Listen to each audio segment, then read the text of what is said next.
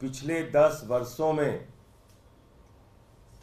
भारत के लोकतंत्र को किस तरह से खत्म करने की कोशिश की गई है, पिछले 10 वर्षों में ऑपरेशन लोटस चलाकर अलग अलग सरकारों को कैसे गिराने की कोशिश की गई है, इसका जीता जागता उदाहरण आप लोगों के सामने है।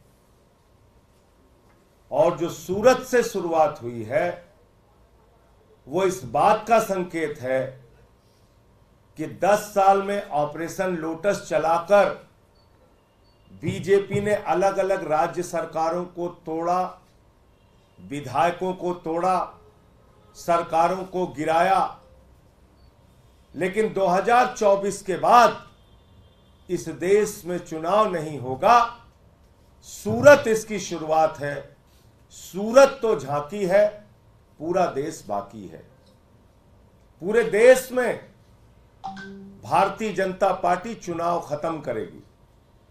मैं 140 करोड़ लोगों से निवेदन करना चाहता हूं, यह आपका अंतिम चुनाव है।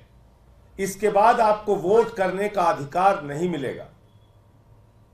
और आपने देखा, कभी आपने नहीं सुना होगा, लोकसभा का चुनाव देश की सत्ताधारी पार्टी बगैर मतदान के जीत जाती है, बगैर वोट के जीत जाती है, बगैर चुनाव के जीत जाती है। सूरत में सारे कैंडिडेट्स का पर्चा खारिज कर दिया गया। न सिर्फ कांग्रेस का, बाकी सारे दलों का भी पर्चा खारिज कर दिया गया। बाकी निर्दलीय उम्मीदवारों का भी पर्चा खारिज कर दिया गया। और चुनाव के पहले प्रमाण पत्र हाथ में भाजपा के कैंडिडेट को पकड़ा दिया गया। 2024 के बाद यही देश में होने जा रहा है। खाली दिखावे के लिए एक संविधान होगा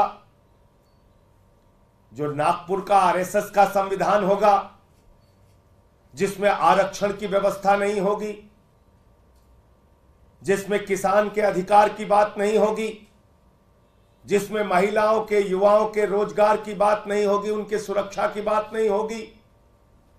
एक आरएसएस का संविधान होगा। बाबा साहब डॉक्टर भीमराव अंबेडकर के द्वारा लिखे गए संविधान को खत्म किया जाएगा, आरक्षण को खत्म किया जाएगा, चुनाव को खत्म किया जाएगा।